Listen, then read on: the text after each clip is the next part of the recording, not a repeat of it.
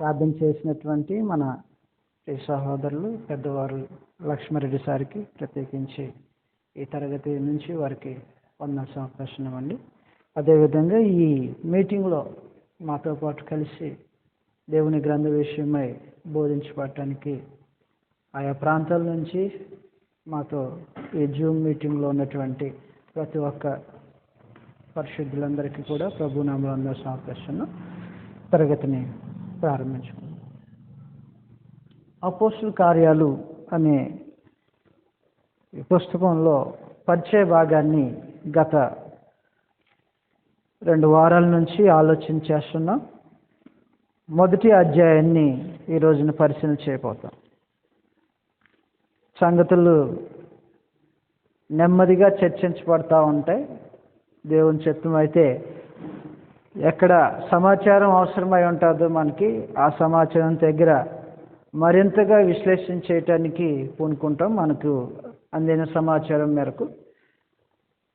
అందువలన ఎవరు పుస్తకం ముందుకు వెళ్ళట్లేదనే ఆలోచన కాకుండా సమాచారం అనేది మనకు అవసరమో లేదో ఆలోచన చేసుకుంటూ ముందుకు వెళ్ళవలసిన వారమై ఉంటామని గుర్తించాలని మీకు ప్రేమతో మనం చేస్తున్నాం. అపోస్తుల కార్యాలు మొదటి అధ్యాయంలో రాయబడినటువంటి సంగతులు ఈ రోజున చర్చించిపోతాం.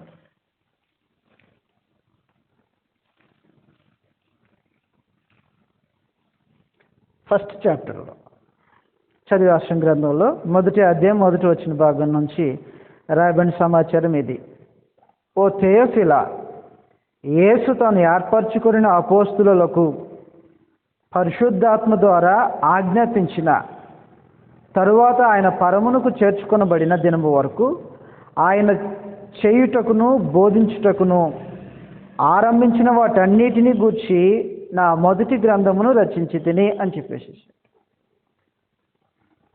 థెయోఫిలా అనేటువంటి ఆయనకి అడ్రస్ చేస్తూ పుస్తకాన్ని రాయటం జరుగుతూ ఉంది.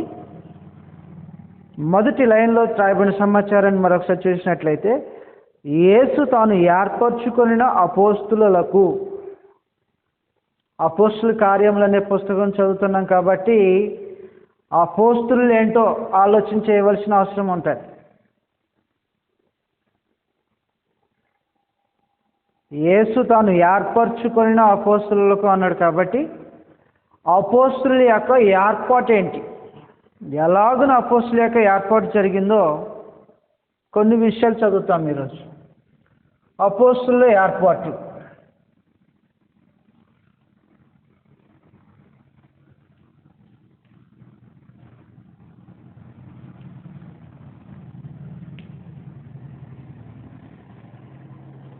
మొదటి చాప్టర్లో మనం చదువుతున్నటువంటి సంగతి ఇది, అపోస్తుల యొక్క ఏర్పాటు.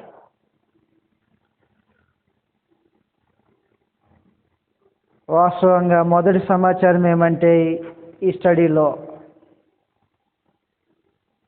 పూర్వపు దినాలలో మనుషులు ఏం చేసేవారంటే శిష్యరేఖం చేసేవారు.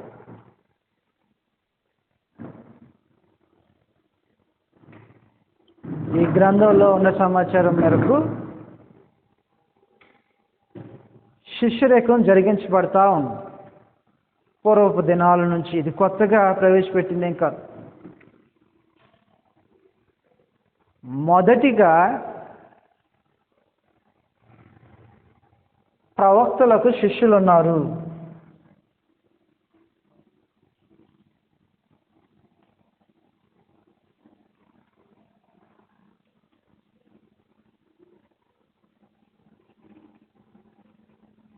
ప్రవక్తలకు శిష్యులు ఉన్నట్లుగా గ్రంథంలో సమాచారం రాయబడి ఉంటుంది. మనం చదువుతాం. రాజులు 2వ గ్రంథం, రాజులు 2వ గ్రంథం 2వ అధ్యాయం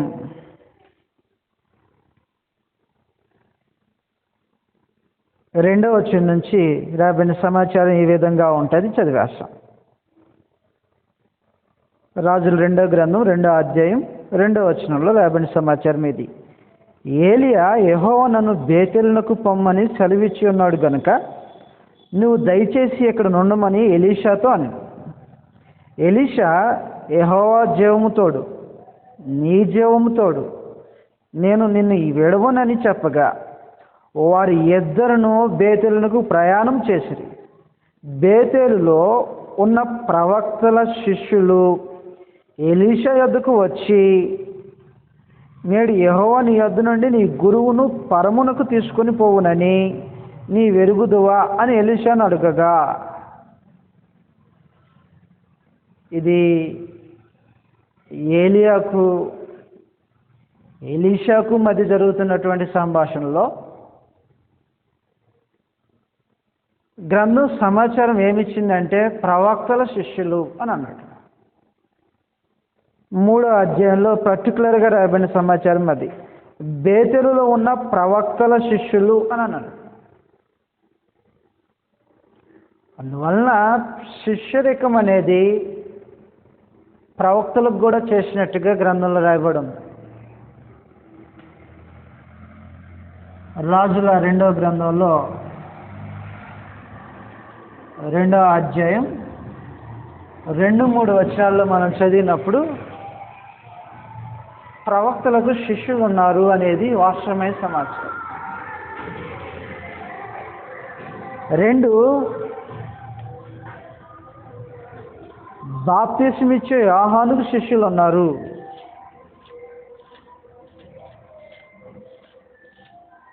బాప్తిస్మిచ్చే యోహానుకి శిష్యులు ఉన్నారనే సమాచారాన్ని మనం గ్రంథం నుంచి చూడబోతాం. బాప్తిస్మి ఇచ్చు యోహానుకు. మత్తయి సువార్తలో రాబడిన సమాచారం ఈ విధంగా ఉంటుంది. మత్తయి సువార్త 9వ అధ్యాయం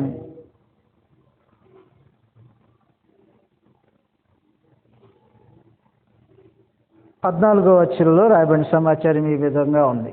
మత్తయి సువార్త 9వ అధ్యాయం 14వ వచనంలో, అప్పుడు యోహాను శిష్యులు ఆయన ఎదుకు వచ్చి, పరిసయ్యులను మేమును తరచుగా ఉపవాసం చేయుచున్నాము కానీ నీ శిష్యులు ఉపవాసము చేయరు, దీనికి హేతువేమని ఆయనను అడగగా అని చెప్పేసి.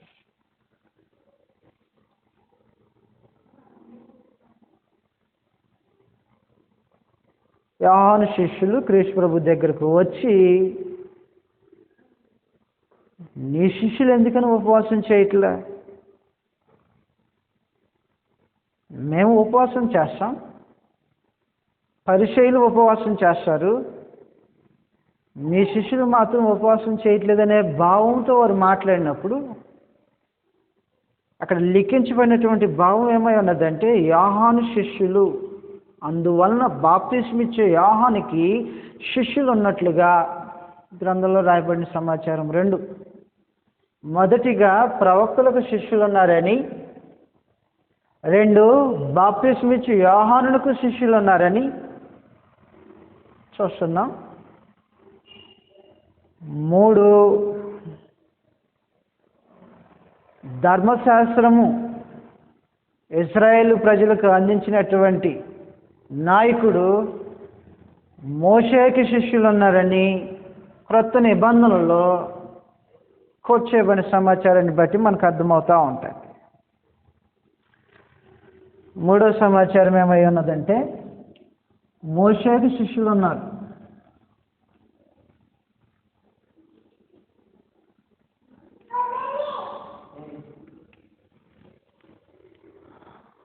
ఒక రోజున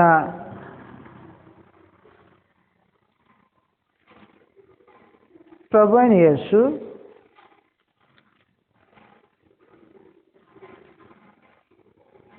పుట్టు గుడ్డివాడు అయినటువంటి వారిని స్వస్థపరిచిన సందర్భంలో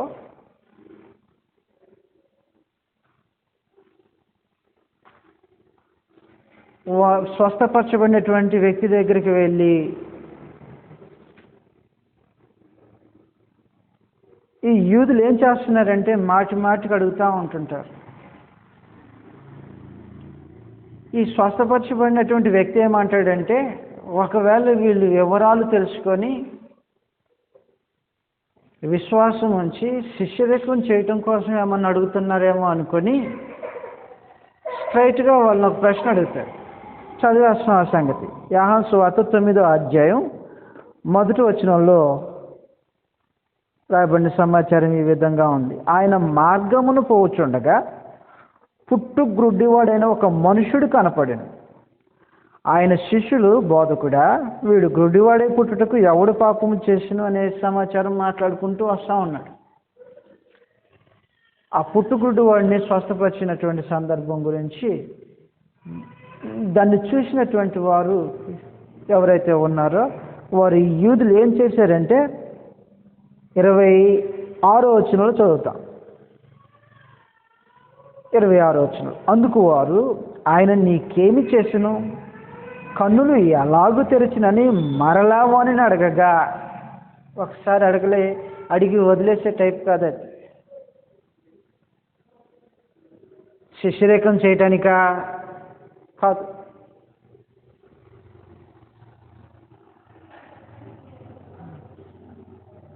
వాళ్ళ విధానం వేరు. పంటచేలలోకి పోతుంటే ప్రభువైన యేసు పంటచేలలోకి పోయేవాళ్ళు. అభిమానం చాటుకోవటానికా కాదు, వాళ్ళ ఆలోచన వేరు. ఇప్పుడు ఇక్కడ అడిగేది కూడా శిష్యరేఖం చేయటానికా కాదు. 26వ వచనంలో మళ్ళీ ఒకసారి చదువుతాం. అందుకు వారు ఆయన నీకేమి చేసెను, కన్నులు ఎలాగూ తెరిచినని మరలా వాడిని అడగగా, వాడు ఎందాక మీతో చెప్పితిని కానీ మీరు వినకపోతే. ఆల్రెడీ ఒక టైం అయిపోయింది, ఒకసారి అయిపోయింది చెప్పటం, అయినా సరే వినలేదనే మాటలు మాట్లాడుతూ ఉన్నాడు. మీరు వినకపోతే మీరు ఎందుకు మరలా వినకూర్చున్నారు? ఒకే విషయాన్ని మాటికి స్ట్రెస్ చేయటం వల్ల ఈ కుర్రోడు ఏం ప్రశ్న అడిగాడు, మీరును ఆయన శిష్యులగుటకు కోరుచున్నారా అని వారితో అని అద్భుతమైనటువంటి ప్రశ్న అడిగాడు. శిష్యరేఖం చేయటం కోసమేనా ఈ వివరాలు సేకరించడం అని అడిగాడు. శిష్యరేఖానికి కాదట. అప్పటికే వారు ఒక శిష్యరేఖంలో ఉన్నారనే భావాన్ని మాట్లాడారు. దానికి వాళ్ళ సమాధానం ఈ విధంగా ఉంటుంది. 28వ వచనంలో, అందుకు వారు నీవే వాని శిష్యుడు, మేము మోషే శిష్యులము అన్నారు. యోహాను సువార్త 9వ అధ్యాయం 28వ వచనంలో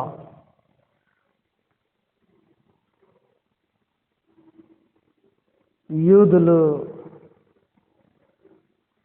తమ శిష్యరేఖం ఒకరికి కొనసాగించబడుతుంది ఆల్రెడీ అని తమంతట తామే అంగీకరించి తెలిపిన మాట అది. మీరు శిష్యులు అవుతారనుకుంటున్నారా అంటే కాదట, మేము మోషే శిష్యులమని చెప్పే శిష్యులు. అందువలన ప్రవక్తలకు శిష్యులు ఉన్నారని, 2 బాప్తిస్మం ఇచ్చే యోహానుకి శిష్యులు ఉన్నారని, 3 మోషేకి శిష్యులు ఉన్నారని తెలుస్తూ ఉంది. అందువల్ల శిష్యరేఖం అనే ఏర్పాటు క్రొత్తదేమి కాదు, అప్పటికప్పుడు పుట్టుకొచ్చిన ఆలోచన కాదు. ప్రభువైన యేసుని వెంబడించే వారిని కూడా శిష్యులే అన్నారు. నెంబర్ 4, క్రీస్తు ప్రభువుకు శిష్యులు ఉన్నారు. క్రీస్తు ప్రభువుకు శిష్యులు ఉన్నారు. బెస్ట్, క్రీస్తు ప్రభువుకు శిష్యులు ఉన్నారు.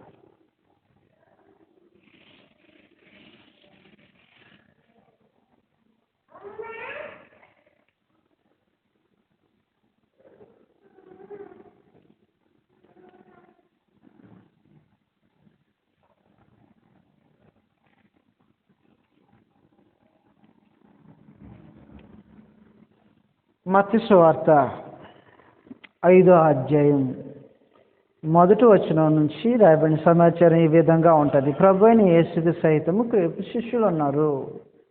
5వ అధ్యాయం మొదటి వచనంలో రాయబడిన సమాచారం ఈ విధంగా ఉంది. ఆయన ఆ జన సమూహమును చూసి కొండ ఎక్కి కూర్చుండగా ఆయన శిష్యులు ఆయన యొద్దకు వచ్చేది అని చెప్పాడు. మత్తయి సువార్త 5వ అధ్యాయం మొదటి వచనంలో రాయబడినటువంటి సమాచారం అది. 1 ప్రవక్తలకు, 2 బాప్తిస్మిచ్చు యోహానుకు, 3 మోషేకు, 4వది ప్రభువైన యేసుక్రీస్తుకు శిష్యులు ఉన్నారనే సమాచారం చూసాం. అందువల్ల ఈ శిష్యరికం అనేది క్రొత్తగా అప్పటికప్పుడు వచ్చినటువంటి ఆలోచన కాదు. పూర్వపు దినాల నుంచి కొందరికి శిష్యరికం చేసిన వారు ఉన్నారు. అయితే శిష్యుడైన ప్రతివాడు అపోస్తులు కాదు.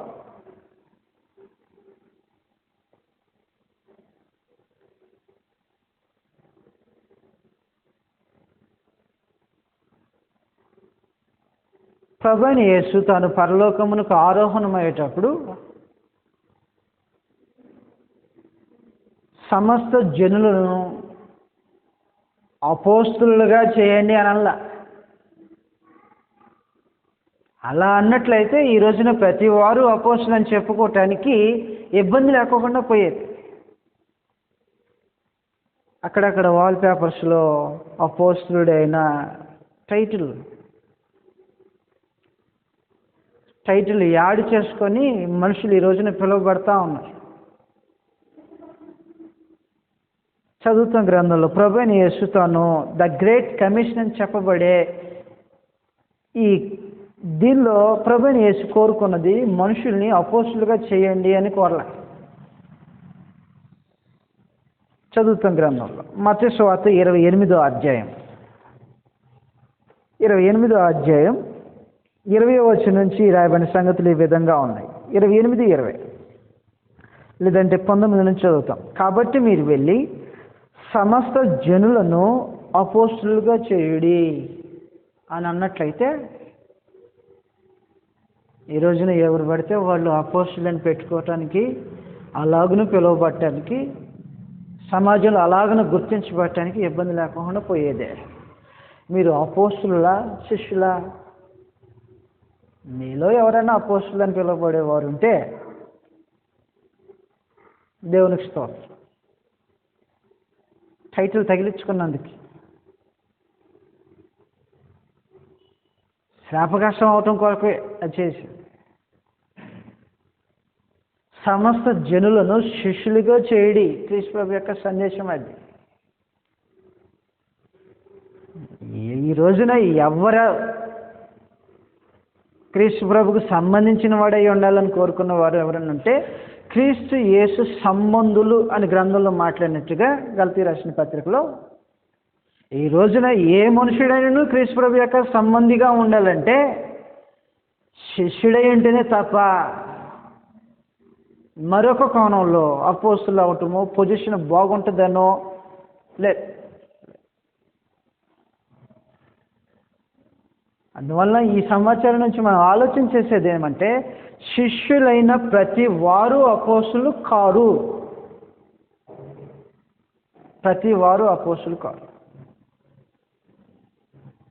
ఒకవేళ శిష్యులైన ప్రతి వారు అపోస్తులై ఉన్నట్లయితే ప్రభువైన యేసుకి ఎంతమందో శిష్యులు,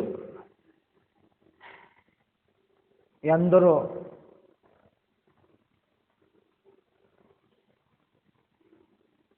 తను వెంబడించిన వారు ఎందరో.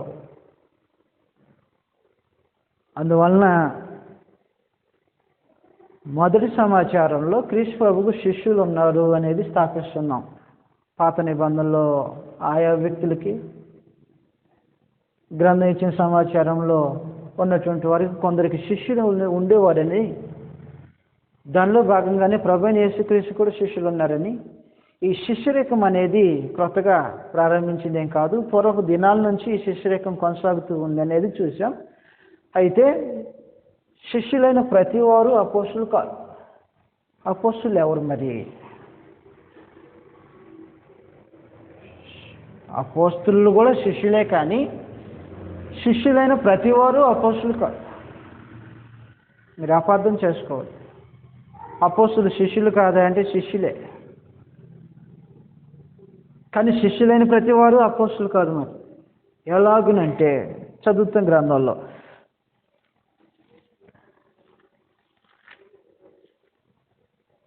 లూకా సువార్త 6వ అధ్యాయం 12వ వచనం నుంచి రాయబడినటువంటి సమాచారం ఈ విధంగా ఉంటుంది. అపోస్తులు ఎవరు? అపోస్తుల యొక్క ఏర్పాటులో మనం ఆలోచన చేస్తున్నటువంటి సంగతులు ఇవి. మరి అపోస్తులు ఎవరు?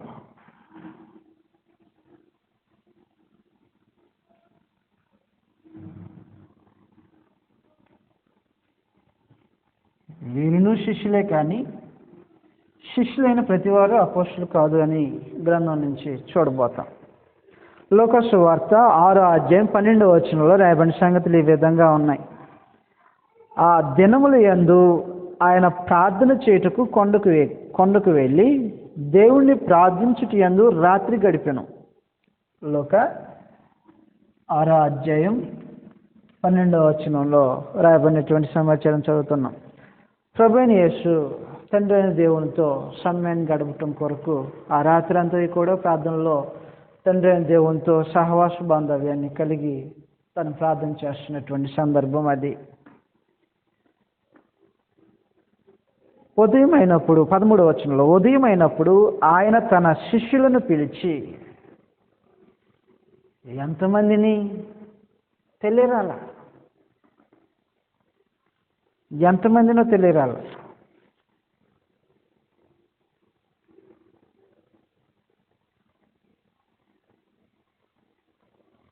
మనం గ్రంథంలో చూసినప్పుడైతే అపోస్తుల కార్యాల్లోనే ఏమంటుంటాడంటే శిష్యుల సంఖ్య దినదినము అభివృద్ధి చెందుతూ పెరుగుతూ పోతుంది అంటాడు. చదివేస్తాం 13వ వచనంలో, ఉదయం అయినప్పుడు ఆయన తన శిష్యులను పిలిచి వారిలో 12 మందిని ఏర్పరిచి వారికి అపోస్తులు అని పేరు పెట్టిను అని చెప్పేసి, శిష్యులలో నుండి ప్రత్యేకంగా 12 మందిని ఏర్పాటు చేసి వారికి అపోస్తులు అని పేరు పెట్టాను అని చెప్పేసి, శిష్యులైన వారే వీరు కూడా.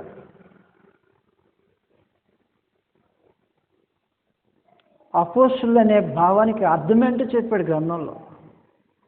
ఎందుకు ఈ అపోస్తులు అనే దాని మీద కొంత ఆలోచన చేస్తున్నామంటే, అసలు బుక్కే అపోస్తులు అనే థీమ్ మీద నడుస్తుంది కాబట్టి, ఆలోచన మీద నడుస్తుంది కాబట్టి, వారి యొక్క ఇన్వాల్వ్మెంట్ ఎక్కువగా ఉంది కాబట్టి ఈ అపోస్తులకు సంబంధించినటువంటి కొంత సమాచారం చూడవలసిన అవసరం ఏర్పడింది.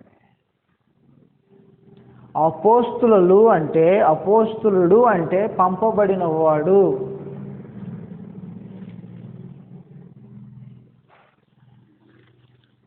ఏ మ్యాన్ ఆఫ్ మిషన్ అని అంటుంటారు. అంటే ఒక ప్రత్యేకమైనటువంటి పని కొరకు పంపబడిన వాడు. యోహాను సువార్త 13వ అధ్యాయం 16వ వచనంలో అపోస్తులుడు అంటే దాని అర్థం ఏమై ఉన్నదో చెప్పేసేసాడు.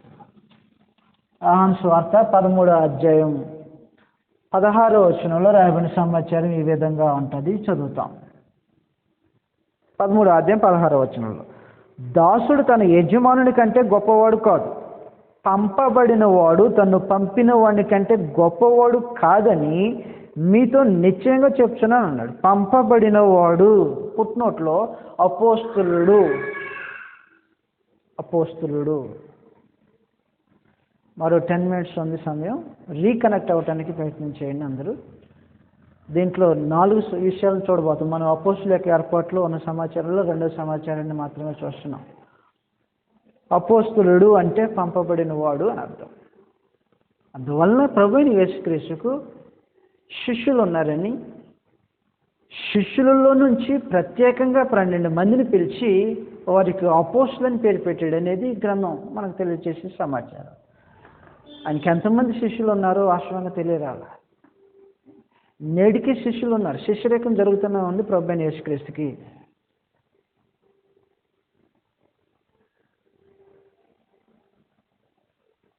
కాబట్టి శిష్యులలో కొంతమందిని ప్రత్యేకించి వారిని అపోస్తులు అని అన్నాడు. అపోస్తులుడు అంటే అర్థం ఏమన్నాడంటే పంపబడిన వాడు అని అర్థం. అపోస్తుల యొక్క ఏర్పాట్లో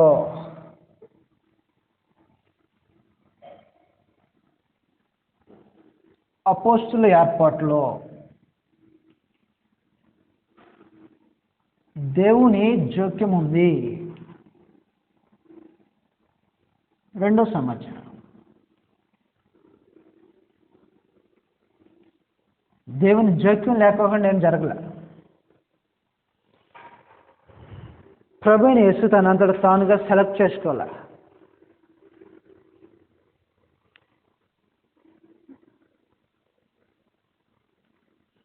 తనకి ఎవరైతే కనెక్ట్ అవుతారో వీళ్ళైతే బాగుంటుంది, వీళ్ళైతే బాగుంటుంది. పెళ్లి సంబంధాలు ఎత్తుకునేటప్పుడు వీళ్ళైతే మనకు సెట్ అవుతారు అని మనం ఎలాగైతే సొంత నిర్ణయాలు తీసుకుంటామో, ప్రభువైన యేసు సొంత నిర్ణయాలు తీసుకొని అపోస్తలులను సెలెక్ట్ చేయాల.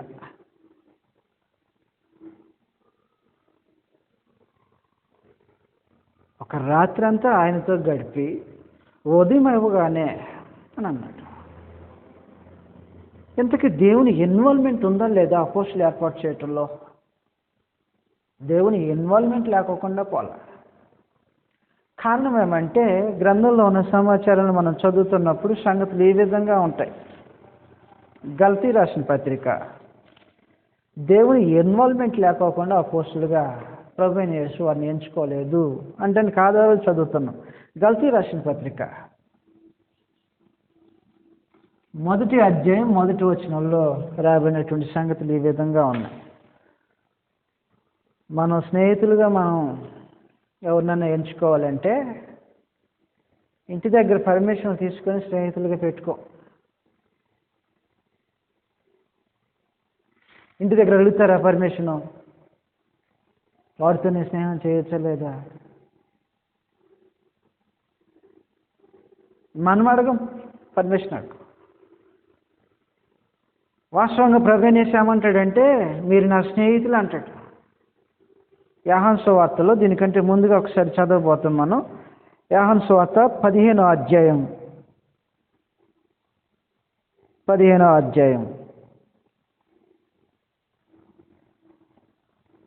14వ వచనం నుంచి మనం చదివినప్పుడు ఈ సంగతులు రాయబడి ఉంటాయి. నేను మీకు ఆజ్ఞాపించిన వాటిని చేసిన యెడల మీరు నా స్నేహితులై ఉందురు.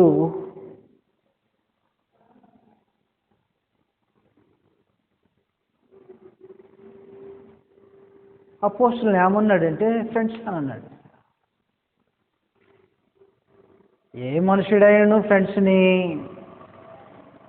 వేరే వాళ్ళు పర్మిషన్ తీసుకొని ఫ్రెండ్స్ని చేసుకున్న వాళ్ళు లేరు.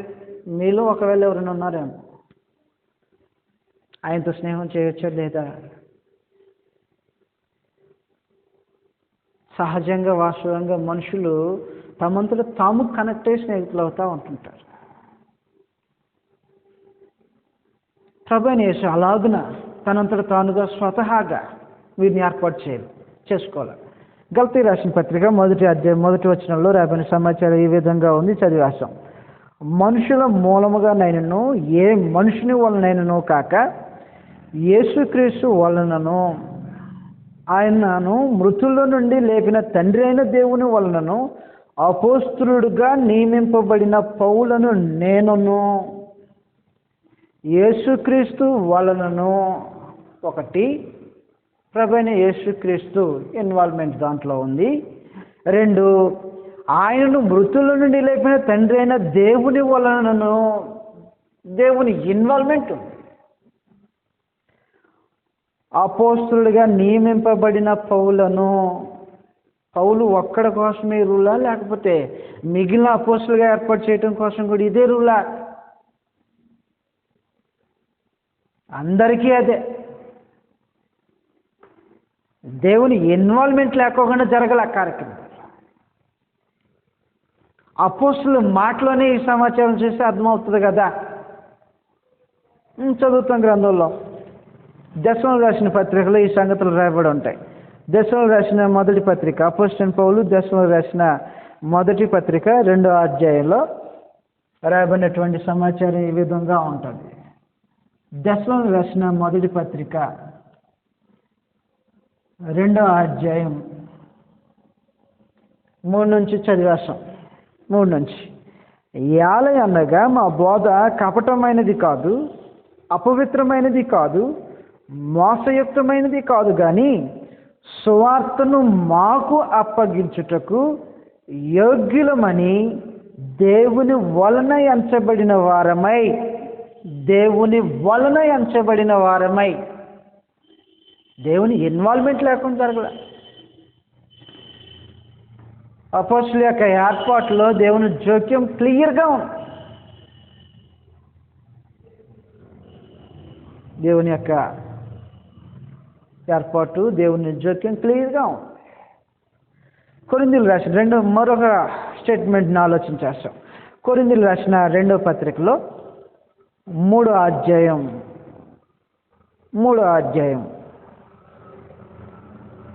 5వ వచనం నుంచి. కొరింథీయులకు రాసిన 2వ పత్రిక 3వ అధ్యాయం 5వ వచనం నుంచి రాబడినటువంటి సమాచారం ఈ విధంగా ఉంటుంది. 3:5 మా వలన ఏదైనా అయినట్లుగా ఆలోచించుటకు మా అంతటా మేమే సమర్థులమని కాదు, మా సామర్థ్యము దేవుని వలననే కలిగి ఉన్నది. ఆయనే మమ్మను క్రొత్త నిబంధనకు అనగా అక్షరమునకు కాదు గాని ఆత్మకే పరిచారకుల మగుటకు మాకు సామర్థ్యం కలిగించి ఉన్నాడు. ఆయనే మమ్మను క్రొత్త నిబంధనకు, ఆయనే ఇన్వాల్వ్మెంట్ లేకుండా పోలే. క్రీస్తు ప్రభు స్వతహాగా ఏర్పాటు చేసుకున్నవాడు కాదు. అందువల్ల 2 సమాచారాలను ఆలోచన చేసాం. మొదటి సమాచారంలో ఏం ఆలోచన చేసామంటే, శిష్యరికం అనేది పూర్వపు దినాల నుంచి ఉన్నదని, ప్రభువైన యేసుక్రీస్తు కూడా శిష్యులు ఉన్నారని ఆలోచన చేసి, శిష్యులలో కొంతమందిని ప్రత్యేకించి 12 మందిని అపోస్తలులు అని ఏర్పాటు చేశాడు ప్రభువైన యేసు. ఈ ఏర్పాటులో 2వ సమాచారం, ఈ ఏర్పాటులో దేవుని జోక్యం ఉంది, దేవుని ఇన్వాల్వ్మెంట్ ఉంది. దేవుని ఇన్వాల్వ్మెంట్ లేకుండా ప్రభువైన యేసుక్రీస్తు స్వతహాగా అపోస్తలులు అని ఏర్పాటు చేసుకున్నవాడు కాదు.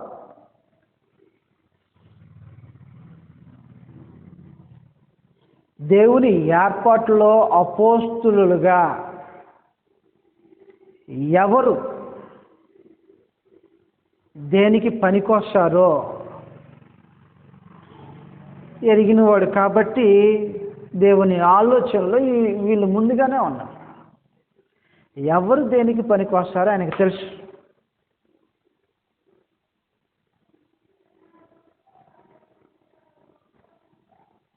అంతేకాని ఇస్కరియోతు యోధాను తీసుకొచ్చి సెట్ చేయాల, ప్రోగ్రాంలో సెట్ చేయాల. యోధా, నీ బొట్టోడు ఉండాలి కదా, మరి క్రీస్తు ప్రభుని అప్పగించాలంటే. అందరూ మంచి వాళ్ళు అయ్యారనుకో, మరి క్రీస్తు ప్రభుని అమ్మేసేవాడు ఎవడు? సైనికులకు అప్పగించేవాడు ఎవడు? కాబట్టి నువ్వు ఉండాలా, నీ క్యారెక్టర్ ఇక్కడ అవసరం. సెట్ చేయాల. ఎవరు దేనికి పనికొస్తారో తెలుసు కాబట్టి వాళ్ళని ఏర్పాటులోకి తీసుకుంటాడు, రీకనెక్ట్ చేసేసి.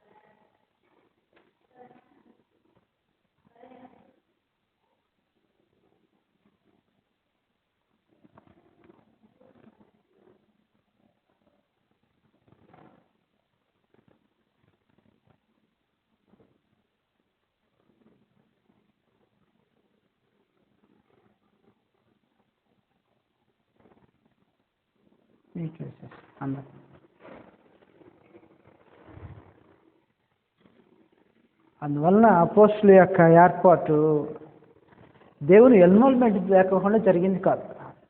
అపోస్తలుల ఏర్పాటులో దేవుని యొక్క ఇన్వాల్వ్మెంట్ ఉంది. ఏ మనుషుడు అపోస్తలులుగా పనికి వస్తారో పరమదేవుడు ఎరిగినవాడు కాబట్టి తన ఏర్పాటును అనుసరించి అపోస్తలుని ఎంచుకున్నాడు. అంతే తప్ప క్యారెక్టర్ని బట్టి లేకపోతే ఇస్కరియోతు యోధా లాంటి వాడు ఉండాలని చెప్పేసి ప్రోగ్రాంలో కథ కలవరి శిలువకి వెళ్ళాలి కాబట్టి ఈ బొట్టుడు లేకపోతే ఇస్కరియోతు యోధా లాంటి వాడు లేకపోతే కథ నడవదని చెప్పేసి అలాంటి తీసుకురాలా.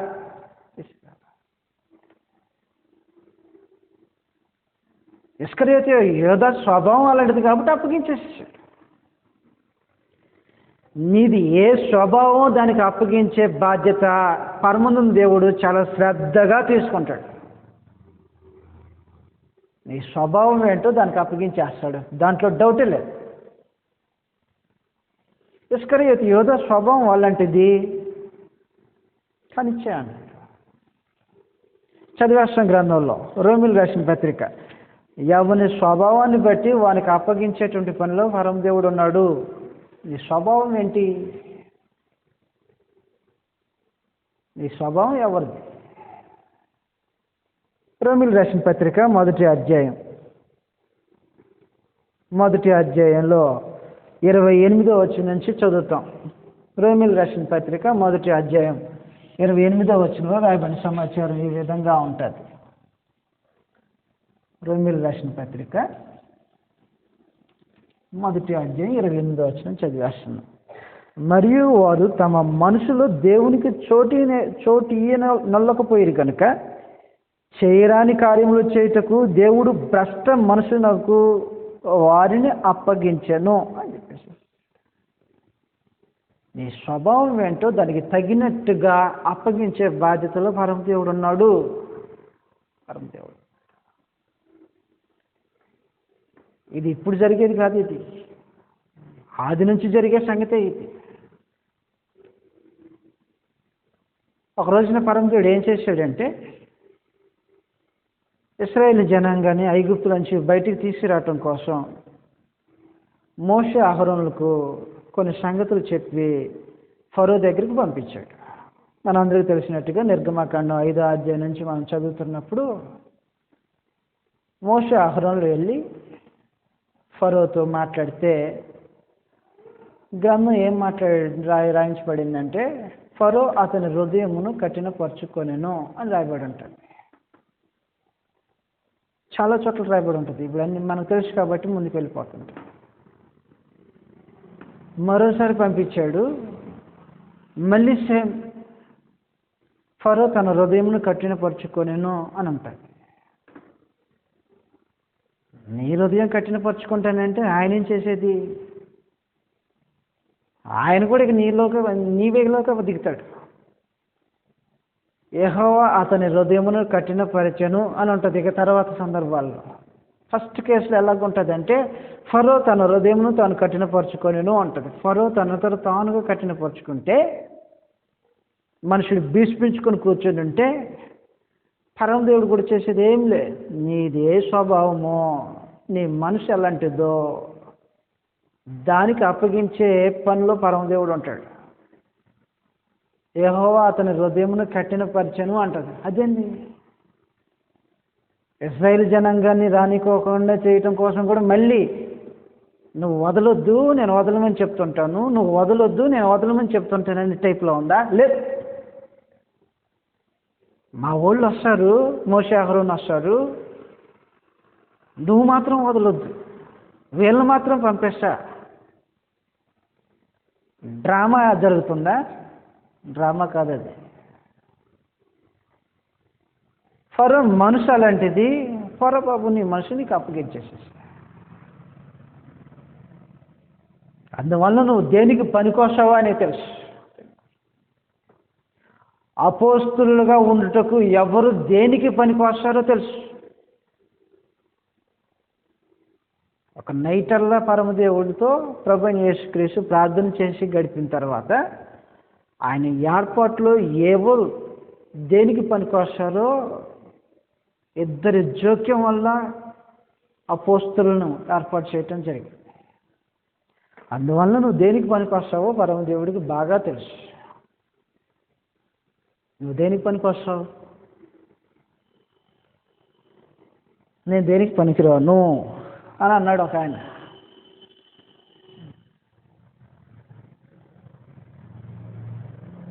అయ్యా నీకు దండం పెట్టేస్తా, నేను పనికిరానయ్యా దానికి అంటాడు ఒక ఆయన.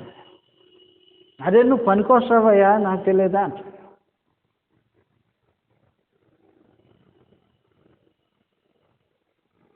అని నేను పనికిరాను అంటాడు మనిషి. చదువుతామా గ్రంథం తీసి, నువ్వు దేనికి పనికి వస్తావు అని తెలుసు. నిర్గమకాండంలో ఈ సంగతులు రాయబడి ఉంటాయి. నిర్గమకాండం 4వ అధ్యాయంలో ఈ సంగతులు రాయబడి ఉన్నాయి. పరలోకమందున దేవుడు మోషేని ఇశ్రాయేలుని విడిపించడం కోసం మోషేని ఏర్పాటు చేసుకోవాలనే పనిలో తనుంటే ఈ మనుషులు ఏమంటాడంటే, నేను పని చేయనయ్యా నీ పనికి అంటే నువ్వు దేనికి పనికి వస్తావో తెలియని పరిస్థితులు ఆయన లేడు. చదువుతాం గ్రంథంలో 4వ అధ్యాయం 10వ వచనం నుంచి చదువుతాం. అప్పుడు మోషే, నిర్గమకాండం 4వ అధ్యాయం 10వ వచనంలో ఈ సంగతులు రాయబడి ఉంటాయి. అప్పుడు మోషే, ప్రభువా, ఎంతక మునుపైనను నీవు నీ దాసునితో మాట్లాడినప్పటి నుండి అయినను నేను మాట నేర్పరిని కాను, నేను నోటి మాంద్యము నాలుక మాంద్యము గలవాడినని యెహోవాతో చెప్పగా, నీ పంపించే పనికి కొంచెం టాక్ పవర్ కావాలి, నాకంత టంగ్ పవర్ లేదు. కొన్నిసార్లు ఫరో ఎదుటి నిలబడినప్పుడు తడబడుకోకుండా కొట్టాల్సిండే ఇలా కొట్టాలా, మనకంత పని లేదు, అది మనం పని చేయము పనికి అని చెప్పి సాకులు చెప్తా ఉంటుంటే పరమదేవుడు ఏమన్నాడంటే కింద వచ్చిన వాళ్ళు 11వ వచనంలో, యెహోవా మానవులకు నోరిచ్చిన వాడు ఎవడో, నువ్వు దేనికి పనికి వస్తావో తెలియదు నాకు తెలుసు. అందువలన పరమదేవుడు ఏం తెలియచేస్తున్నాడు తన గ్రంథం నుంచి, ఏ మనుషుడు దేనికి పనికి వస్తాడో తెలుసు.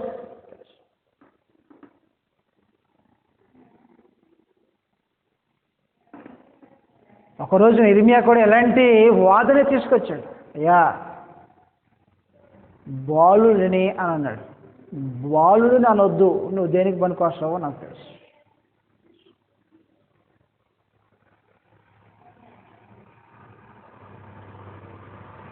మోషే ఎలాగ దేనికి పనికి వస్తాడో ఎరిగిన దేవుడు, ఇర్మియా దేనికి పనికి వస్తాడో ఎరిగిన దేవుడు, ఈ రోజున మనం దేనికి పనికి వస్తామో కూడా తనకు తెలుసు. నీ హృదయంలో దేన్ని పెంచి పోషిస్తావో దానికి పనికి వచ్చేటట్టుగా అప్పగిస్తాడు. పనికొస్తే ఆయనకు పనికి వస్తావు, లేకపోతే ఇంకొకరికి పనికి వస్తావు, అప్పటికి పనికి వస్తావు, డౌటే లేదు. వానికి ఏం తెలియదు అన్యం పుణ్యం చెప్పొద్దు. పనికి వస్తే ఒకటి దేవునికి పనికి రావాలా, లేకపోతే మరొకటికి పనికి రావాలా. గ్రంథాలు తెలియజేసే సమాచారం ఈ విధంగా ఉంది. నువ్వు నిజంగా దేవునికే పనికి రావాలనుకుంటే చక్కబడాలి అని అన్నాడు. తిమోతికి రాసిన 2వ పత్రికలో ఈ సమాచారం రాయబడి ఉంటుంది. తిమోతికి రాసిన 2వ పత్రిక అపోస్తలుడైన పౌలు తిమోతికి రాసిన 2వ పత్రిక 2వ అధ్యాయం 20వ వచనం నుంచి చదివేస్తాం. తిమోతికి రాసిన 2వ పత్రిక 2వ అధ్యాయం 20వ వచనం నుంచి రాయబడిన సమాచారం ఈ విధంగా ఉంటుంది. గొప్ప ఇంటిలో వెండి పాత్రలను బంగారపు పాత్రలను మాత్రమే కాక కర్రవియు మంటివియు కూడా ఉండను. వాటిలో కొన్ని ఘనతకును కొన్ని ఘనహీనతకును వినియోగింపబడును.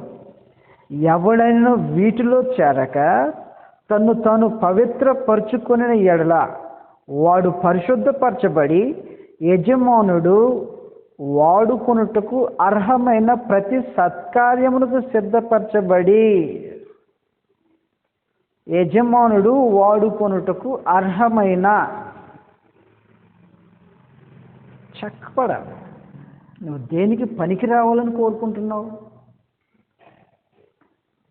నువ్వు నిజంగా దేవునికి పనికి రావాలని కోరుకున్నట్లయితే చెప్పేశాడు గ్రంథంలో, తన్ను తాను పవిత్రపరచుకుని ఎడలా వాడు పరిశుద్ధపరచబడి పవిత్రమైనటువంటి జీవితాన్ని కాపాడుకోవాల్సిన అవసరం ఉంటుంది. నువ్వు దేనికి పనికొస్తావో తెలుసు. ఆ రోజున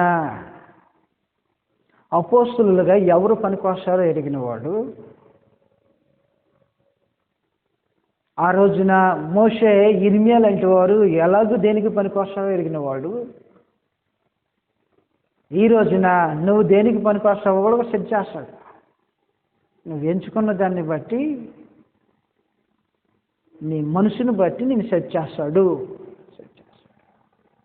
ఫరోని సెట్ చేశాడు, తన మనసుని బట్టి సెట్ చేశాడు. ఏం సెట్ చేశాడు? చదువుతున్న గ్రంథంలో ఫరోని ఏం సెట్ చేశాడు? నిర్గమకాండం, నీకు దేవుడు ఎవడో, నీకు యెహోవా ఎవడో తెలియదా? నేను సెట్ చేస్తా. సెట్ చేయాల్సిన రూపంలో సెట్ చేస్తా. 9వ అధ్యాయం, నిర్గమకాండం 9వ అధ్యాయం 16వ వచన భాగం నుంచి రాబడిన సంగతులు ఈ విధంగా ఉన్నాయి. నిర్గమకాండం 9వ అధ్యాయం 16వ వచనంలో, నా బలమును నీకు చూపునట్లును, నా బలమును నీకు చూపునట్లును, భూలోకం మందంతటా నా నామమును ప్రచురము చేయనట్లును, ఇందుకే నేను నిన్ను నియమించి తిని అన్నాడు. సెట్ చేశాడు. యెహోవా ఎవడా? ఒక్కడికే ఏంలే, లోకం మొత్తం తెలియాలి విషయం. భూలోకం అంతటా నా నామమును ప్రచురము చేయుటకును సెట్ చేశాడు అన్నాడు కదా. ఈ రోజున మనం దేనికి పనికొస్తామో మన మనసు మీద ఆధారపడి ఉంటుంది. తన మనసును కఠినపరుచుకొనగా, తన హృదయమును కఠినపరుచుకొనగా పరుగు పట్టిన గతి. కాబట్టి రెండో సమాచారంలో మనం ఆలోచించేసేది ఏమై ఉన్నదంటే, అపోస్తుల యొక్క ఏర్పాటులో దేవుని జోక్యం ఉంది.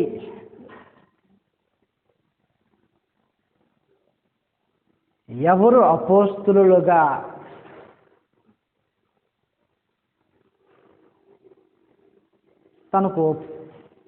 తన ఏర్పాటులో ఉన్నారో, పరమదేవుడు ఏం చేశాడంటే ప్రభువైన యేసుక్రీస్తు ద్వారా వారిని అపోస్తులుగా నియమించుకున్నాడు. ఇకపోతే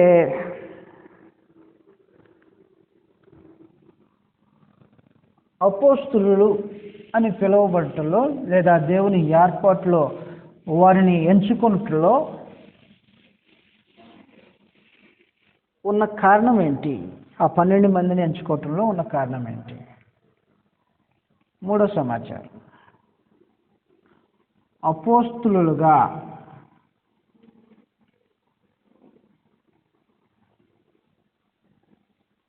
నియమింపబడటానికి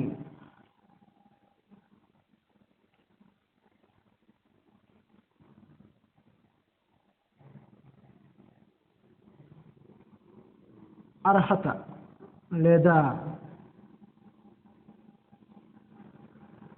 ఎవరిని మాత్రమే అపోస్తులు అని పిలువబడాలో గ్రంథం సర్టైన్ హద్దులు చెప్పింది. ఎవరంటే వాళ్ళు అపోస్తులు కాదు. అపోస్తులని పిలువబడాలంటే గ్రంథం ఏం చెప్పిందంటే, ఏం నేర్పించిందంటే, ఒక సర్టైన్ పీరియడ్, దానికి ఒక పరిధిని నియమించి వీరు మాత్రమే అపోస్తులు అయి ఉంటారు అని చెప్పింది. చదువుతాం గ్రంథంలో, గ్రంథం ఏర్పరిచినటువంటి షరతు ఏంటో చదువుతాం. అపోస్తుల కార్యాల్లో ఈ సంగతులు రాయబడి ఉంటాయి. అపోస్తులు అని నియమింపబడటంలో వారు ఖచ్చితంగా ఈ పరిధికి సంబంధించిన వారై ఉండాలి. ఈ రోజున ఎవరు లేదు అలాంటి పరిధిలో, వాళ్ళు తప్ప. అపోస్తుల కార్యాలు 1వ అధ్యాయం 21వ వచనంలో ఈ సంగతులు రాయబడి ఉన్నాయి. అపోస్తుల కార్యాలు 1వ అధ్యాయం 21వ వచనంలో రాయబడినటువంటి సమాచారం ఇది. కాబట్టి యోహాను బాప్తిస్మం ఇచ్చినది మొదలుకొని చెప్పాడు, స్టార్టింగ్ ఎప్పుడో టైం చెప్పాడు. యోహాను బాప్తిస్మం ఇచ్చినది మొదలుకొని ప్రభువైన యేసు మన యొద్ద నుండి పరమునకు చేర్చుకొనబడిన దినము వరకు ఆయన మన మధ్య సంచరించుచుండిన కాలమంతయు మనతో కలిసి ఉన్న వీరిలో ఒకడు మనతో కూడా ఆయన పునరుద్ధానమును గూర్చి సాక్షి అయ్యునుట ఆవశ్యకమని చెప్పింది. Certain period. ప్రభువైన యేసు యోహాను చేత బాప్తిసం పొందినది మొదలుకొని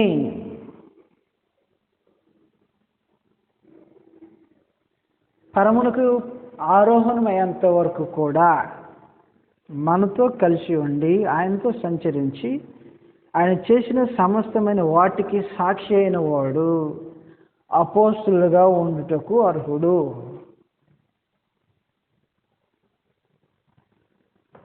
ఎవరిని పడితే వాళ్ళని ఇస్కరియోతు యోధ పోయిన తర్వాత ఉన్నారు శిష్యులు, అప్పటికే ఉన్నారు, 120 మంది పైన ఉన్నారు అప్పటికే వాళ్ళ దగ్గర. 15వ వచనంలో మనం చదివితే ఆ కాలం అని ఇంచుమించు 120 మంది సహోదరులు అని అన్నాడు. మనం అందరం అపోస్తులమే. పేతురు గారు లేచి, ఇక వాళ్ళు వేరు మనం వేరేంటి, అందరం కలిసే ఉన్నాం కదా, ఒకటే గదిలో ఉన్నాం కదా, అందరం ప్రార్థన చేస్తున్నాం కదా, మనందరం అపోస్తులమే, కలుపుకొని పోలే. సర్టెన్ పీరియడ్ మాట్లాడాడు, ఒక పర్టికులర్ కాలాన్ని గురించి మాట్లాడంటే వారు ప్రత్యేకమైన వారే అపోస్తులు. అందరితో పాటు కాదు.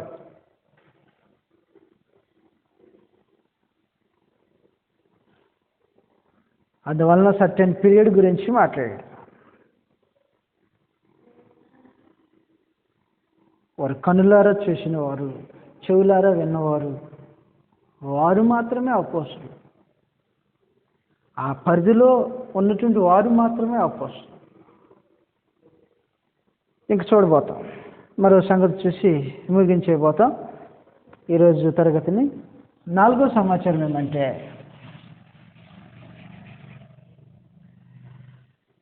ఏ ఏ పరిస్థితుల్లో వారు పిలువబడ్డారు, అపోస్తులుగా వారు పిలువబడినటువంటి పరిస్థితులు ఏంటి, అపోస్తుల యొక్క బ్యాక్గ్రౌండ్ అనొచ్చు.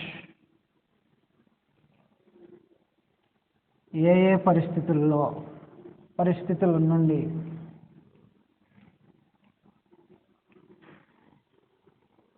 అపోస్తులు పిలువబడ్డారు.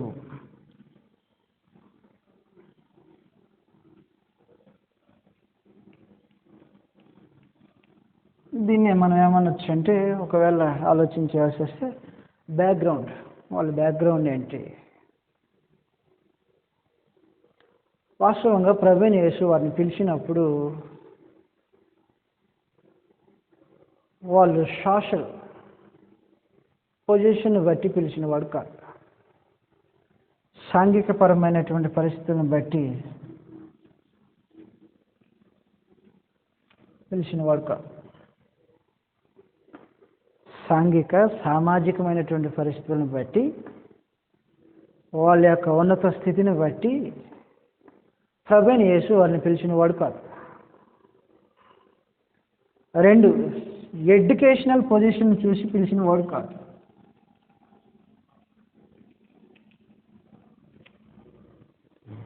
విద్యాపరమైనటువంటి బ్యాక్గ్రౌండ్ని చూసి పిలిచిన వాడు కాదు. వాస్తవంగా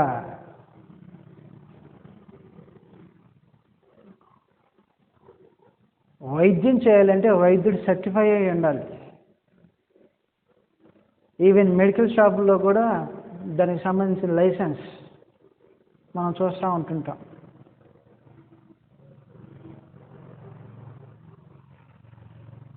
స్కూల్లో పాఠాలు చెప్పే మాస్టర్ మొదటిగా ఈయన క్వాలిఫైడ్ అయ్యి ఉంటే లోపలికి గేట్లు తిరుగుతారు, ఎంట్రన్స్, క్లాస్ రూమ్లోకి ఎంట్రన్స్. అలాగే నా అపోస్తులు అందరూ కూడా ఒకే బ్యాక్గ్రౌండ్ నుంచి వచ్చిన వాళ్ళు కాదు, ఒకే ఎడ్యుకేషనల్ పొజిషన్ నుంచి వచ్చిన వాళ్ళు కాదు. ఆ మాటకు వస్తే వాళ్ళంతటా వాళ్ళే ఏమంటారంటే విద్య లేని పామరులు అంటుంటారు. వారు సమాజంలో ఎలాగూ గుర్తించబడ్డారంటే విద్య లేని పామరులు. అపోస్తుల కార్యాలు 4వ అధ్యాయం 13వ వచనంలో ఈ సంగతులు రాయబడి ఉంటాయి. అపోస్తుల కార్యాలు 4వ అధ్యాయం 13వ వచనంలో 4:13 చదువుతాం. వారు పేతురు యోహానుల ధైర్యమును చూసినప్పుడు వారు విద్య లేని పామరులని సామాన్యులని అని అన్నాడు. Very ordinary peoples. వాళ్ళ సోషల్ పొజిషన్ బట్టి ఎంపిక చేయబడిన వారు కాదు, ఎడ్యుకేషనల్ పొజిషన్ బట్టి ఎంపిక చేయబడినటువంటి వారు కాదు, ఫైనాన్షియల్ పొజిషన్ బట్టి ఎంపిక చేయబడిన వారు కాదు. Position, financial position. మన పనికి బాగా పనికి వస్తారు వీళ్ళు. ఫైనాన్షియల్గా సపోర్ట్ ఉంటే పని వెనక్కి తీయకోకుండా జరుగుతుంది. ఈ రోజుల్లో ఆలోచన చేసేది అదే కదా మనుషులు. కొంచెం ఫైనాన్షియల్ సపోర్ట్ ఉంటే విపరీతంగా చేయొచ్చట. దేవుని పని చేయడానికి వెనకాల కావాల్సింది ఏంటంటే ఫైనాన్షియల్ సపోర్ట్.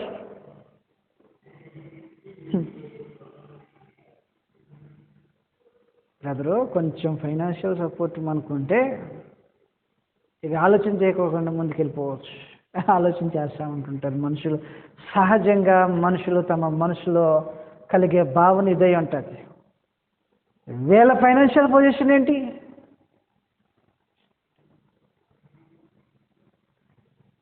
అపోస్తుల యొక్క ఫైనాన్షియల్ పొజిషన్ ఏంటి?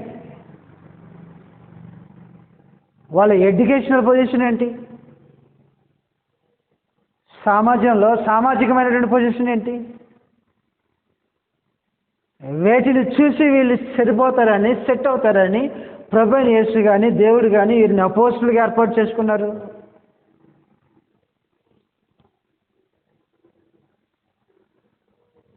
వీటిని చూసి కాదు. లేకపోతే పొలిటికల్ పొజిషన్ చూసి కాదు. నెంబర్ 4,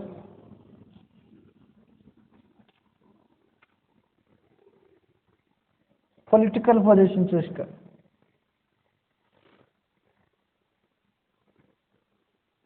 పొలిటికల్ పొజిషన్ చూసి ఏర్పాటు చేయబడినటువంటి వారు కాదు. రాజకీయపరమైనటువంటి కొంత సపోర్ట్ దొరుకుతుంది కాబట్టి ఈ పని చేయటానికి వీళ్ళు బాగా సరిపోతారు, అభ్యంతరం లేకుండా, అవరోధం లేకుండా దూసుకెళ్ళిపోతారు వీళ్ళు అని చెప్పి అపోస్తులుగా నియమింపబడినటువంటి వారు కాదు.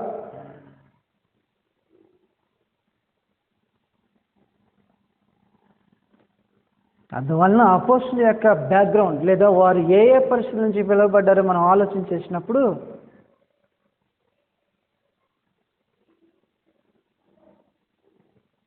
అన్ఎడ్యుకేటెడ్గా ఉన్నటువంటి పరిస్థితుల్లోనే పిలువబడ్డారు వాళ్ళు. వాస్తవంగా ఆ రోజుల్లో యెరూషలేం పట్టణం అనేది the city of noble man అని పిలువబడతా ఉంటుంది. ఉన్నత వర్గాలు మాత్రమే నివసించే స్థలంగా పిలువబడతా ఉంటుంది. దాంట్లో శాస్త్రులు పరిశీలనటువంటి మంచి గ్రేట్ ఎడ్యుకేటెడ్ రబ్బీ అని పిలువబడేటువంటి బోధకులు, సామాజికంగా ఉన్నత స్థాయిలో ఉన్నటువంటి వారు, ప్రధాన యాజకుడు అనేటువంటి అధికారం కింద ఉన్నటువంటి వారు. కాబట్టి ఆ సిటీ ఎలాగ ఉండేదంటే the city of noble man, అంటే ఉన్నత వర్గానికి సంబంధించిన సిటీగా ఉండేది. నిజంగా ఈ సిటీ నుంచి పిలువబడిన వారు కాదు. ఆ మాటకు వస్తే ప్రభు అయిన యేసే ఈ సిటీలో తక్కువగా తిరిగాడు. యెరూషలేంలో ఏదో నియామక కాలంలో ధర్మశాస్త్రం యొక్క పరిధిలో తాను జరిగించవలసిన ప్రతి దానికి తను వెళ్ళేవాడు.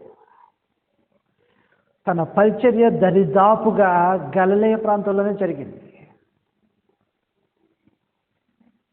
గలిలయ ప్రాంతం అనేది నజరేతు అని పిలువబడే ఆ ప్రాంతం, కానీ గలిలయ ప్రాంతంలో ఇది ఒక భాగమై ఉంటుంది, వన్ ఆఫ్ ది పార్ట్. దీనికి అంత ప్రాముఖ్యత కలిగినటువంటి ప్రాంతం కాదు ఇది. అందుకని నతానీయులు అంటాడు, ఓ మంచిది ఏదన్నా అక్కడి నుంచి రాగలదా అంటాడు యోహాను సువార్తలో మనకు తెలిసినట్టుగా. కారణం ఏమంటే ఎడ్యుకేటెడ్ పీపుల్స్ కానీ లేదంటే రిచ్ పీపుల్స్ కానీ లేదా రాజకీయ కుటుంబం నుంచి రావాల్సినటువంటి వాడు ఎవడొచ్చినా సరే ఎక్కడి నుంచి కదా రావాల్సింది, యెరూషలేం నుంచి. చదువుతాం గ్రంథంలో యోహాను సువార్త 1వ అధ్యాయంలో రాయబడిన సమాచారం ఈ విధంగా ఉంటుంది. 46వ వచనంలో మేము మెస్సియాను కనుగొన్నామని పైన చెప్పుకుంటూ వచ్చే సందర్భంలో ధర్మశాస్త్రంలో ఉన్న మెస్సియాను కనుగొని నజరేయుడగు యేసు 45వ వచనంలో పిలుపు నతనయేలును కనుగొని ధర్మశాస్త్రంలో మోషేయు ప్రవక్తలను ఎవను గూర్చి రాసిరో ఆయనను కనుగొంటిమి, ఆయన యేసేపు కుమారుడైన నజరేయుడగు యేసు అని అతనితో చెప్పింది. అందుకు నతనయేలు నజరేతులో నుండి మంచిదేదన్నా రాగలదా అని అతనిని అడగగా, నజరేతు నుంచి ఆ ప్రాంతంలో ఎందుకు రాకూడదని ఆలోచన ఉంది వీళ్ళకి. ఏ కోణంలో చూసినా గలిలయ ప్రాంతానికి సంబంధించిన మ్యాటర్ పరిగణలోకి తీసుకోబడేది కాదు. కారణం ఏమంటే అది అన్ఎడ్యుకేటెడ్ పీపుల్స్ ఉండే సామాన్యమైనటువంటి ప్రజలు ఉండే ప్రాంతాలుగా పరిగణించబడేది. యెషయా గ్రంథంలో మాట్లాడినట్టు చీకటి గల ప్రాంతాల్లో వెలుగు ప్రకాశిస్తుందని చెప్పినట్టుగా అన్ఎడ్యుకేటెడ్ అని పిలువబడేటువంటి లేదా సామాన్యమైనటువంటి సమాజం ఉండేటువంటి స్థలం అని పిలువబడే స్థలంలో నుంచి ఈ అపోస్తులు మ్యాక్సిమం అక్కడి నుంచి పిలువబడ్డారు.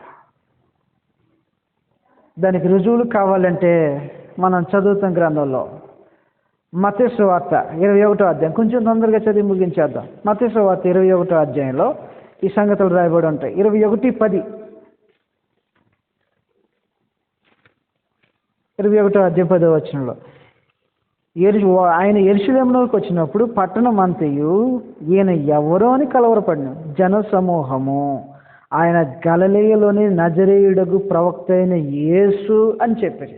ఒకటి, తాను ఎక్కువగా తన మినిస్ట్రీ తన పరిచర్య ఏ ప్రాంతాల్లో ఎక్కువగా విరివిగా తిరిగాడని చెప్పుకుంటూ వచ్చాడంటే గలిలయ ప్రాంతానికి సంబంధించిన మినిస్ట్రీగా ఉంటుంది.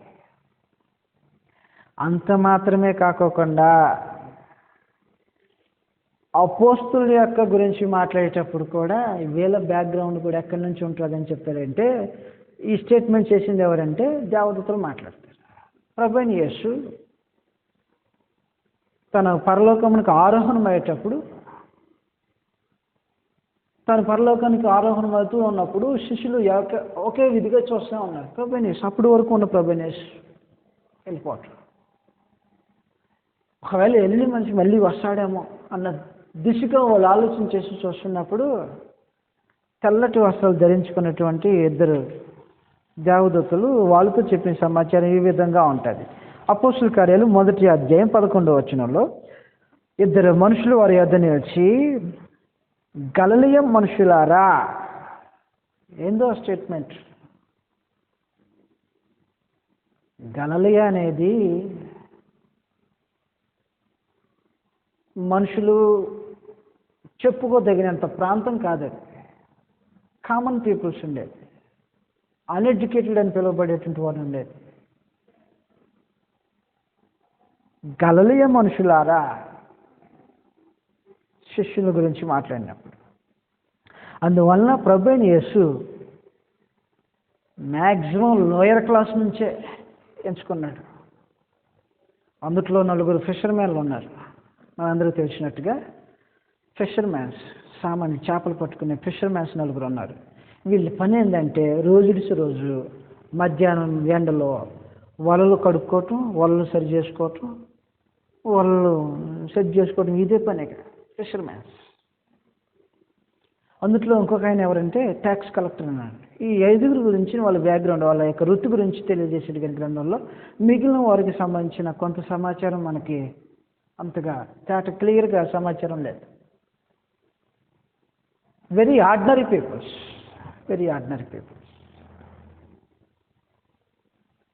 అందుకని అపోస్తలుడైన పేతురు కూడా ఏమంటాడంటే, కొర్నేలి అతని కాళ్ళ మీద పడినప్పుడు నేనును నీలాంటి నరుడనే, హయ్యర్ ప్రదేశంలో ఉన్నటువంటి వాడిని తీసుకురాలి, పట్టుకోవాలి, అపోస్తలుగా ఏర్పాటు చేయాలి. అపోస్తలుడైన పౌలు ఏమంటాడంటే లొస్త్రాలో జరిగినటువంటి కార్యక్రమం స్వస్థ విషయంలో,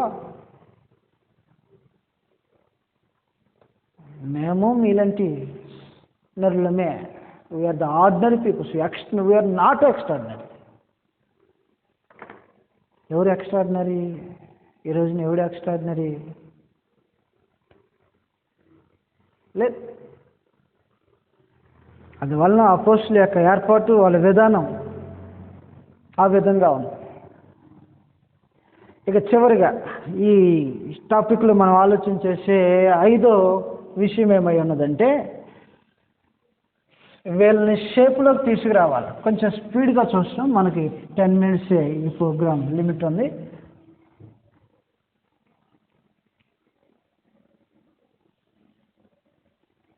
ప్రభువైన యేసు తనకు కావలసిన షేప్లోకి తీసుకురావాలి.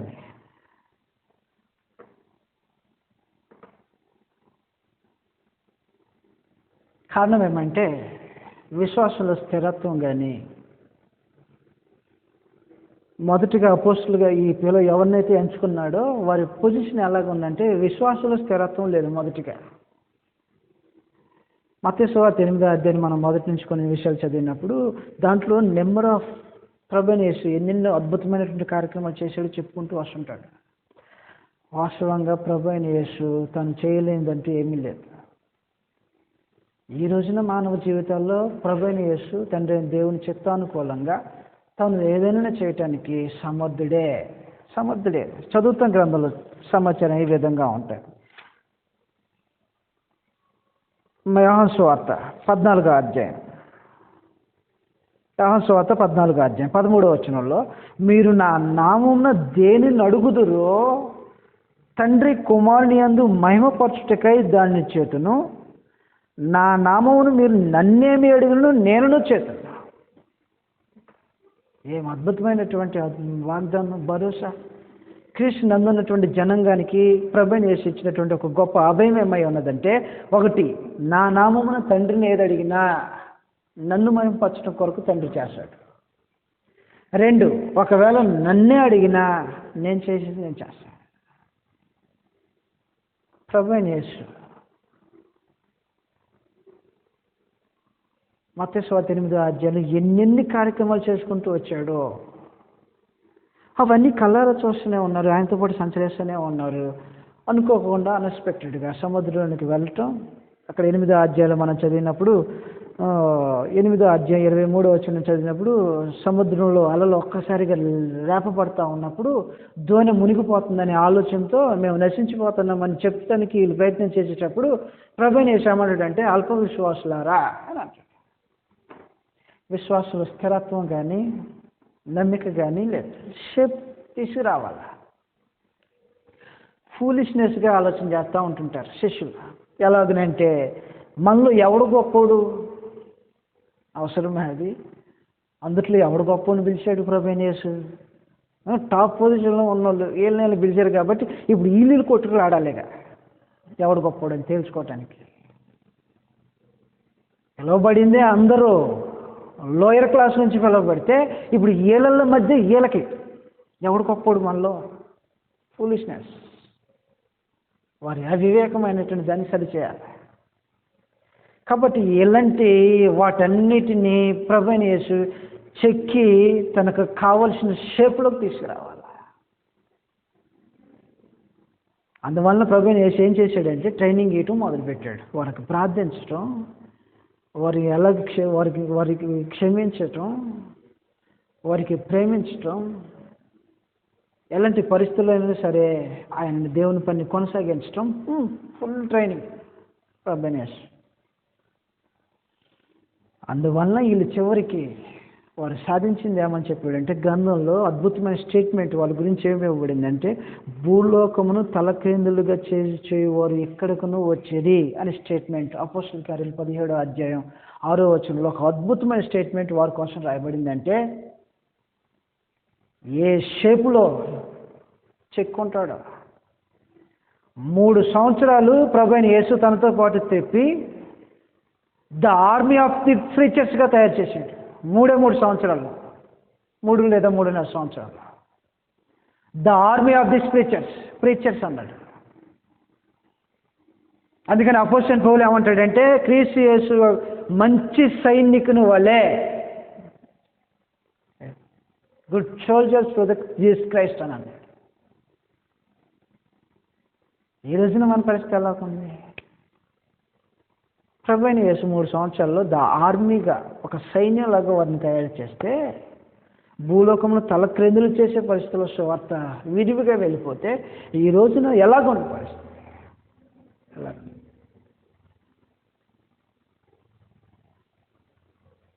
లోకాన్ని సృజించిన వాని యొక్క సహాయం మనకు ఉన్నప్పుడు ఎలాంటి పరిస్థితుల్లోనైనా సరే తన ద్వారా వేడుకునే వారికి తను సైతం సహాయం చేయటం కోసం ప్రభు అయిన యేసు మన కోసం ఉన్నప్పుడు మనం దేని గురించి ఆలోచించాల్సిన అవసరం.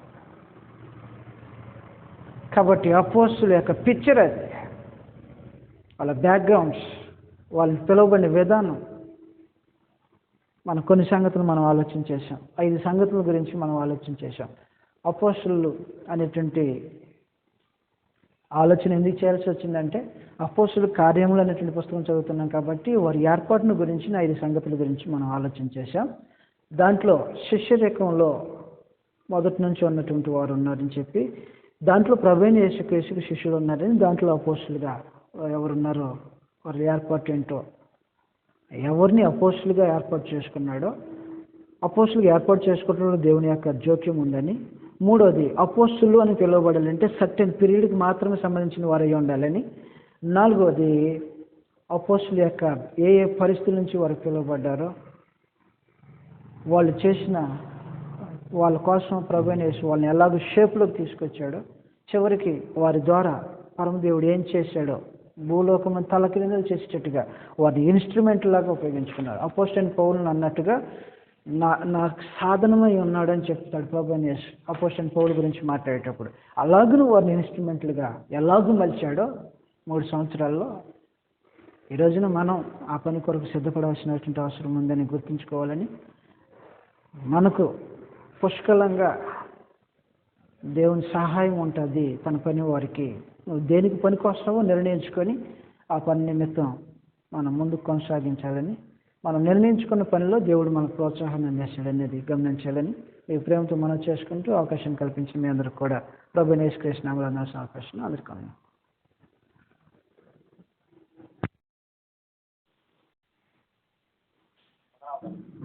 సార్.